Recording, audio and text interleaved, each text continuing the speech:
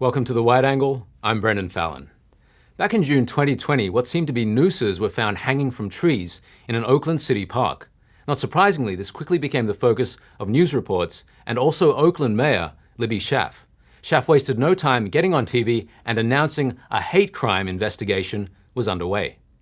I've directed the city administrator and our police department to remove any such symbols of terrorism and racial hatred and violence. Violence and terrorism. These evidence has been turned over to the FBI. Time for a serious investigation. We, as a city, must remove these terrorizing symbols from the public view. But then, this story took an unexpected turn. Right, folks have used it for exercise. Folks, it was really a fun addition to the park that we tried to create. It turned out that the noose was actually part of a rigging system for people to exercise on and for kids to play on. What a privilege for those of us that don't feel complete fear and terror when we see a rope in the tree. The children are having a good time with it. Out of the dozens and hundreds and thousands of people that have walked by, no one, has thought that it looked anywhere close to a noose. But it's unfortunate that a genuine gesture of just, wanting to create a good time got misinterpreted into something so heinous. Intentions don't matter. So was this guy being unintentionally racist? You might say he's black. How can he be a racist? Well, as it turns out, black people can actually be white supremacists. Yes, in August last year, the LA Times published this era editorial on then California gubernatorial candidate Larry Elder. Larry Elder is the black face of white supremacy, it was titled. Now Larry, as you may already know, has his own show on Epoch TV. He's been more than a little outspoken over the years in calling out what you might call questionable government policies in California, like its soft on crime approach. How do you restore a sense of order in lawless Southern California? Stu, for years you've asked me, when will Californians begin to rethink some of their crazy assumptions, most notably the soft on crime attitude? And I've told you a million times, it will be when the crime hits the suburbs. The LA Times article calling Larry a white supremacist quoted his view on why California has a rising crime problem. When you reduce the possibility of a bad guy getting caught, getting convicted, and getting incarcerated, guess what? Crime goes up.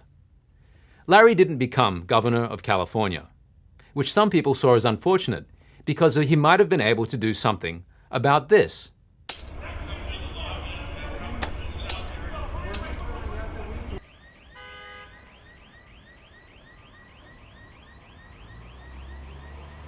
But the LA Times columnist quoted Black Lives Matter in saying, everything that he's pushing, everything that he stands for, he is advancing white supremacy. In February, the national arm of Black Lives Matter shut down all of its online fundraising streams.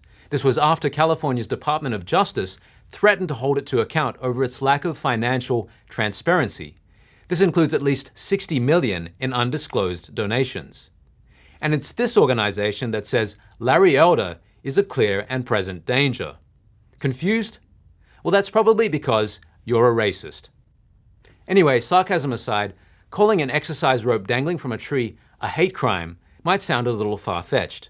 Calling someone a white supremacist because they want to do something about crime might sound a little idiotic. Be that as it may, this kind of messaging can have deep implications. In fact, it's looking to have extraordinarily deep implications. And that's what brings us to the latest news on the global pandemic prevention front. The World Health Organization and even many of its most prominent member governments, including the U.S. government, have been referring to virtually everything as a public health emergency. We had just recently the CDC refer to gun violence as a public health emergency. We have states like California declaring that racism is a public health crisis. Of course, racism under the new definition, not the traditional definition that everybody was familiar with a few years ago. If virtually anything can be called racist, and racism can be called a public health crisis, what happens if America hands over control of its public health crises? This is one topic that I talked to Epoch Times contributor Alex Newman about.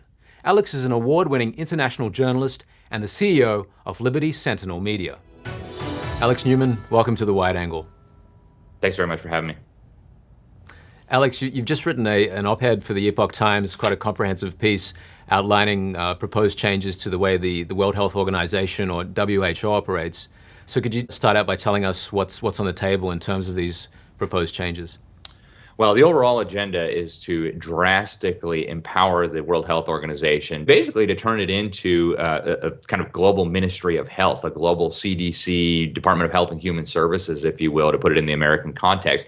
And they're using two different tracks, two different angles of attack right now. The first is amendments to something called the International Health Regulations.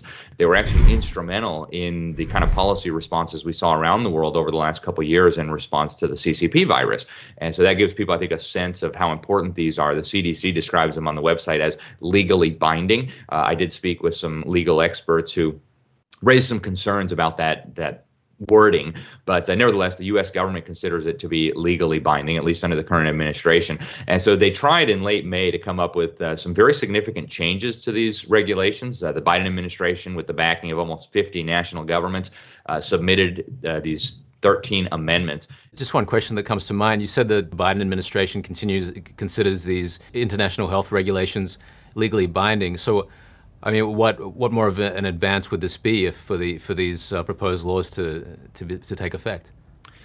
Well, they were dealt a big blow at the end of May. The amendments that they had proposed were not adopted. And so right now we're still operating under the old international health regulations. They did adopt a couple of relatively minor changes. They changed the timeline for implementation from 24 months to 12 months. I did reach out to the State Department and also to the World Health Organization for comment. And it's very, very difficult to determine what's going on there. And I think they do that deliberately. And so as it stands right now, these international health regulations, when a nation or a particular government is being targeted for some sort of intervention or for some sort of disaster declaration, the government of that nation is required to offer its consent. But under these changes, the WHO, under the leadership of its Director General, would be empowered to move forward with those declarations, which of course set the wheels in motion for very, very significant policy responses without even obtaining the consent of that government.